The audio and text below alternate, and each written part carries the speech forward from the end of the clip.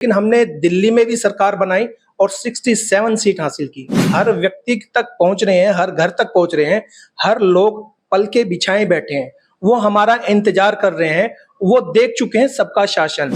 बिजली 24 घंटे में से 10 से 12 घंटे गायब रहती है और बिजली कट का पता नहीं लगता। सॉल्यूशन सिर्फ यही है, इच्छा शक्ति, काम करने की इच्छा शक्ति। आप काम करने की इच्छा शक्ति है नहीं। जनता के बीच में जा रहे हैं, घर पे जाते हैं, वो चाय पिलाते हैं, वो कॉफी पिलाते हैं, कोल्ड ड्रिंक्स पिलाते हैं और हमारा बहुत सा स्वागत करते हैं। नमस्कार, चुनाव एक्सप्रेस में आपका फिर से स्वागत है। मैं हूं आपके साथ मयूर शर्मा। विधानसभा चुनाव हरियाणा में बेहद नजदीक है और ऐसे में सभी राजनीतिक दलों ने कमर कस ली है।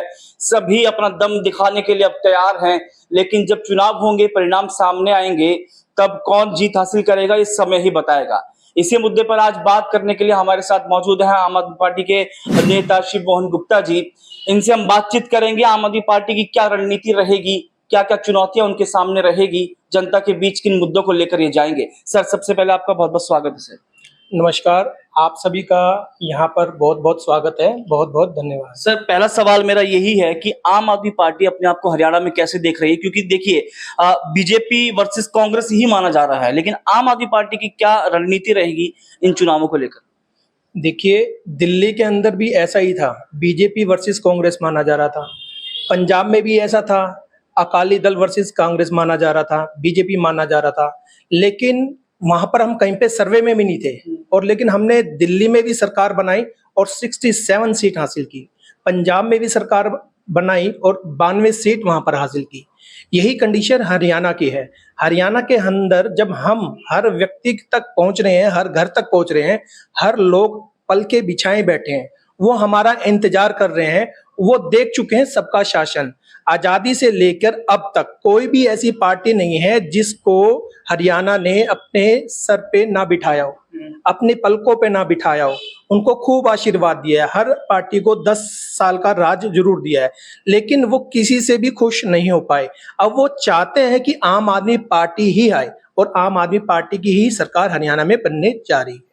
सर, आप चलो, आप कॉन्फिडेंस आपका दिख रहा है हमें कि भी आम आदमी पार्टी सरकार बना देगी, लेकिन चुनौतियां क्या क्या रहेंगी? क्योंकि क्या मुद्दे अलग से रहेंगे, क्या हटके मुद्दे होंगे आम आदमी पार्टी के पास? क्योंकि बीजेपी भी रोजगार के मुद्दे को लेकर, महंगाई के मुद्दे को लेकर इन बीच को फिर से जनता के बीच में जाएगी। रोहतक की हम बात करें तो आप रोहतक के निवासी हैं, रोहतक की क्या समस्याएं आपके सामने है जिन पे काम हो सकता है? रोहतक के अंदर सभी समस्याएं हैं। सबसे ज्यादा समस्या है यहाँ पे बिजली की। बिजली 24 घंटे में से 10 से 12 घंटे गायब रहती है और बिजली कट का पता नहीं लगता। और जो थोड़ी सी देर बिजली आती भी है उसमें भी वोल्टेज डाउन रहती है। लोग परेशान हैं, बहुत बुरा हाल है। पानी की बात करो, यहाँ पर पानी नहीं आता। जब पानी आता है तो गंदा आता है और वरना नहीं आता। पहले पानी 2 से 3 बार आता था और 1-1 घंटा पानी चलता था। अब पानी 1 घंटा भी नहीं आता और इंतजार करनी पड़ती है और गंदा पानी आता है। कई बार कंप्लेन करने के बाद भी उसका सॉल्यूशन नहीं निकलता और इतना गंदा पानी आता है टॉयलेट जैसा। और लोग आरओ लगवा के भी बड़ी मुश्किल से पानी को साफ पी पा रहे हैं और उसके बाद भी सॉल्यूशन ना निकलना एक भारी समस्या है। बिल्कुल, आप बता रहे हैं कि ये समस्याएं हैं। हम यही जानना चाह रहे हैं कि आम आदमी पार्टी या किसी भी राजनीतिक दलों के पास क्या सॉल्यूशन होना चाहिए, या पीछे क्यों ये पार्टी नहीं कर पाई और आप ऐसा कर सकते हैं, या आपके पास क्या अलग से इसके लिए रणनीति है?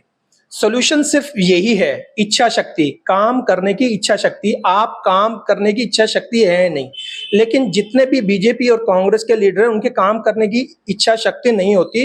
वो सिर्फ पैसे की कमाई कहाँ हो सकती है, भ्रष्टाचार कहाँ हो सकता है, उस पे सारा फोकस होता है। वो पूरे के पूरे 5 साल काम नहीं करते। यदि काम करे तो कोई भी व्यक्ति कर सकता है। आम आदमी पार्टी की नीयत अच्छी है, लोग जानते हैं। वो काम हमने दिल्ली में भी करके दिखाया है और पंजाब में भी करके दिखा रहे हैं, तो हम हरियाणा में करके दिखाएंगे। क्योंकि हरियाणा के लोग, बहुत से लोग दिल्ली की तरफ भी जाते हैं, बहुत से लोग चंडीगढ़ की तरफ, पंजाब की तरफ भी जाते हैं।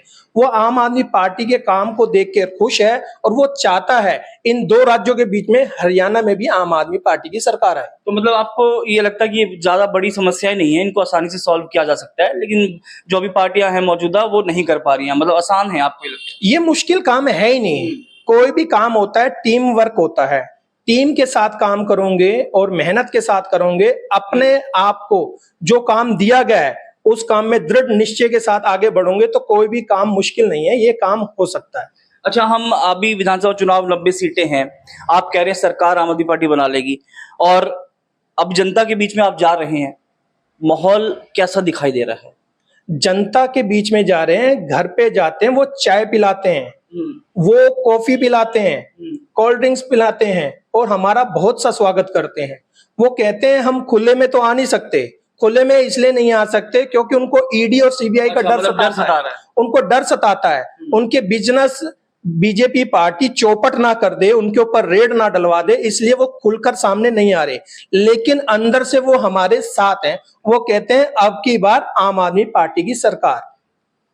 बीजेपी ने हमें दावा ये किया हर बार कि हम 2 करोड़ से ज्यादा रोजगार देंगे, बेरोजगारी को कम करेंगे, महंगाई को कम करेंगे। आपको लगता है इस पर काम हुए पिछले 10 सालों में? केंद्र में बीजेपी सरकार, हरियाणा में बीजेपी की सरकार है। आपने बिल्कुल सही कहा, ये पहले तो कहते थे डबल इंजन की सरकार, डबल इंजन की सरकार, यहाँ पे तो उनकी ट्रिपल इंजन की सरकार है। केंद्र में सरकार बीजेपी की है, हरियाणा में सरकार बीजेपी की है और निगम में सरकार बीजेपी की है। 3-3 इंजन होने के बाद 3 इंजन वाली सरकार 2 डब्बों को नहीं खींच पा रही। इनके डब्बे खराब हो चुके हैं, इनके इंजन खराब हो चुके हैं। अब ये बताइए, मोदी जी ने 2 करोड़ हर साल नौकरी देने के वादा किया था, 10 साल में 20 करोड़ नौकरी दी जा सकती थी, लेकिन उन्होंने क्या किया, सारे देश का पैसा कुछ गिने चुने लोगों को पकड़ा दिया, अदानी अंबानी के हाथों में पकड़ा दिया, बाकी लोग बेरोजगार घूम रहे हैं। ये 2 करोड़ नौकरी कहां दे पाएंगे? हरियाणा में ये 2 लाख नौकरी भी नहीं दे पाए। अब जितने भी हरियाणा के अंदर जितने भी एग्जाम निकले, सारे के सारे पेपर लीक हुए। वो पेपर लीक कैसे हो जाते हैं? इसका मतलब क्या है? बीजेपी की साठगांठ है, वो नौकरी देने का धंधा चला रहे हैं कि भाई किस किस को नौकरी देनी है। लिस्टों में नाम कोई और होता है, टॉपर कोई और होता है, टॉपर आदमी जो होता है उसका नाम ही नहीं होता। पेपर लीक हो जाते हैं, उनको पहले पेपर मिल जाते हैं। उन बच्चों का क्या कसूर है जिन्होंने 24 घंटे में से 18 घंटे पढ़ाई करी, जिन्होंने मोमबत्ती के अंदर पढ़ाई करी, जो हरियाणा के अंदर बिजली के पावर कट करते हैं और इतनी भयंकर गर्मी में वो पढ़ रहे हैं, और उसने पढ़ाई करके कोई जुर्म कर दिया? क्या उसने जुर्म कर दिया? ये सरासर उन बच्चों के साथ अन्याय है, ये देश के साथ भी अन्याय है। जब ये योग्य व्यक्ति नहीं आएंगे नौकरी के लिए और इसी तरह चलता रहा, पेपर लीक होके एक नालायक बच्चा पास होता रहा और ये रिश्वतखोर रिश्वत के पैसे लेके पेपर लीक करते रहे, क्या होगा हमारे देश का? हम अपने देश का भाग्य कैसा तैयार कर रहे हैं? हम अपने देश को क्या बदलना नहीं चाहते? एक पेपर नहीं करा सकती, एक पेपर पूरे यदि 10 साल का कार्यकाल बीजेपी सरकार का देख लिया जाए, एक भी पेपर सही नहीं करवाया गया। यदि हो गया तो उसके बाद जो उसकी आंसर की गलत पाई गई, कि मतलब कि एक प्रश्न के 2 सही आंसर कैसे हो सकते हैं। सिर्फ उसकी बात नहीं होती, जब उसके अंदर स्कोर की बात करें तो स्कोर भी डिफरेंस पाए जाते हैं, ग्रेस मार्क दिए जाते हैं। हर मामला या तो हाई कोर्ट में चला जाता है या सुप्रीम कोर्ट में चला जाता है, सुप्रीम कोर्ट को बार बार आगे आना पड़ता है। वो एक पेपर नहीं करा पा रहे। जो व्यक्ति एक पेपर नहीं करा सकते, वो 2 करोड़ नौकरी देगी कैसे? नहीं दे सकती। हरियाणा की जनता बहुत जागरूक हो चुकी है, उसे मानना होगा। सिर्फ ये काम आम आदमी पार्टी कर सकती है। आम आदमी पार्टी 3 तरीके से रोजगार दे रही है। पहली, गवर्नमेंट के माध्यम से सरकारी नौकरी दे रही है। दूसरा, रोजगार मेला लगाती है दिल्ली के अंदर।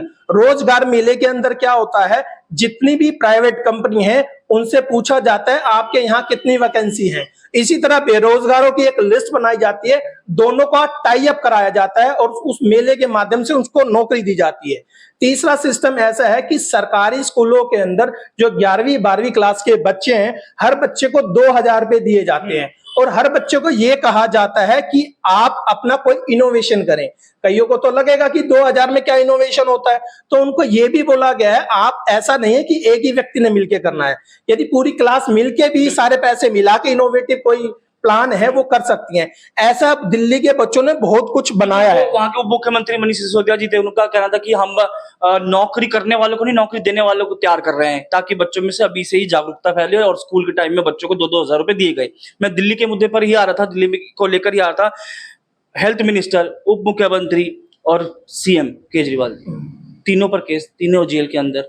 इसका असर नहीं पड़ेगा हरियाणा? देखिए जी, हरियाणा के लोग जानते हैं उनको गलत केस में फंसाया गया है। कानून का एक नियम है, यदि आप किसी व्यक्ति को गिरफ्तार करने जा रहे हैं तो उसके नाम में एफआईआर में उसका नाम होना चाहिए, लेकिन अरविंद केजरीवाल जी का एफआईआर में नाम ही नहीं था। ठीक है, उसका नाम जबरदस्ती लगवाया गया कि भाई अरविंद केजरीवाल शामिल था, जो कि गलत है। जब जोर जबरदस्ती से सीबीआई और ईडी एक वसूली एजेंसी बनकर रह गई है, जो भारतीय जनता पार्टी को चंदा दे देगा तो ठीक है, उसको ईडी रेड नहीं मारेगी, सीबीआई रेड नहीं मारेगी, लेकिन जिसने चंदा नहीं दिया उसके घर रेड मारेगी, जिसने अरविंद केजरी के खिलाफ नहीं बोला उसके घर रेड मारेगी, जिसने स्कूल अच्छे बनाए उसके खिलाफ रेड मारेगी, जिसने मोहल्ला क्लिनिक बनाए उसके खिलाफ रेड मारेगी। ऐसा कब तक चलेगा? क्या देश के अंदर अच्छी शिक्षा व्यवस्था लागू करना सही नहीं है? बिल्कुल सही है। क्या उसके विरोध में आप उसको गिरफ्तार कर लेंगे? सारे देश के भ्रष्टाचारी तो एक हो गए, लेकिन ईमानदार एक नहीं हुए। ईमानदार लोगों को भी एक होना बहुत जरूरी है, क्योंकि सारे चोर तो इकट्ठे हो गए, सारे भ्रष्टाचारी तो इकट्ठे हो गए, लेकिन ईमानदार लोग इकट्ठे नहीं हुए, जो कि देश के अंदर मुट्ठी भर है। बहुत से लोग सत्ता परिवर्तन के लिए कोशिश कर रहे हैं, लेकिन इन एजेंसियों का दुरुपयोग करके उनको पुलिस के अंदर गिरफ्तार करके ये बहुत नाइंसाफी हो रही है। आप ये चीज बताइए, यदि सत्य की राह पर चलते चलते यदि हम इस तरह से काम करना पड़ जाए, कौन सत्य की लड़ाई लड़ेगा? कौन देश के लिए लड़ाई लड़ेगा? कौन शिक्षा के लिए लड़ाई लड़ेगा? भ्रष्ट आदमी बस पैसे इकट्ठे करते रहे, स्विस बैंक में इकट्ठा करते रहे, यही चलता रहेगा। ये चीज बर्दाश्त नहीं करेगी। आम आदमी पार्टी का कार्यकर्ता, एक एक कार्यकर्ता जान देने के लिए तैयार है देश की रक्षा के लिए। सर, हरियाणा में कितना मजबूत है संगठन फिर आपका? संगठन के हिसाब से हमारे पूरे हरियाणा में संदीप पाठक जी ने 2 लाख लोगों का संगठन बनाया है। हमारा संगठन बूथ लेवल तक तैयार हो गया है। सिर्फ संगठन ही तैयार नहीं है, उसका क्रिटिकल एनालिसिस भी होता है। कौन फील्ड में एक्चुअल में वर्क कर रहा है और कौन नहीं कर रहा। जो एक्चुअल में वर्क कर रहा है उसको आगे बढ़ाने का काम किया जा रहा है, और जो एक्चुअल में काम नहीं दिया जा रहा, सम्मान उनको भी दिया जा रहा है, लेकिन उसको कुछ अतिरिक्त जिम्मेवारी दी जा रही है।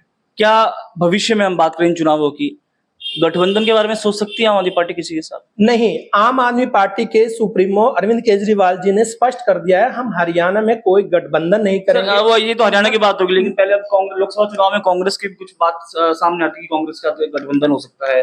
देखिए जी, लोकसभा चुनाव की सिचुएशन अलग थी।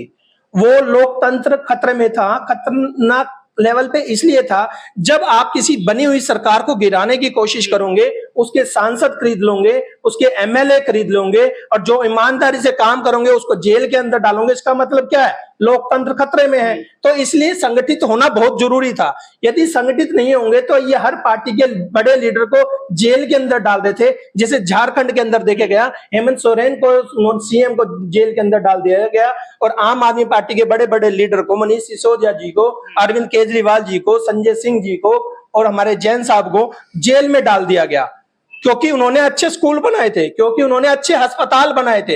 एक व्यक्ति ईमानदारी से भ्रष्टाचार के खिलाफ लड़ रहा है। जो व्यक्ति यदि एक पुल बनाता है जो 700 करोड़ की जिसकी लागत है, वो 400 करोड़ बना के 300 करोड़ की बचत करता है, आप उसको झूठे केस में फंसाकर जेल के अंदर डाल के क्या साबित करना चाह रहे हो? कि वो भ्रष्टाचारी है?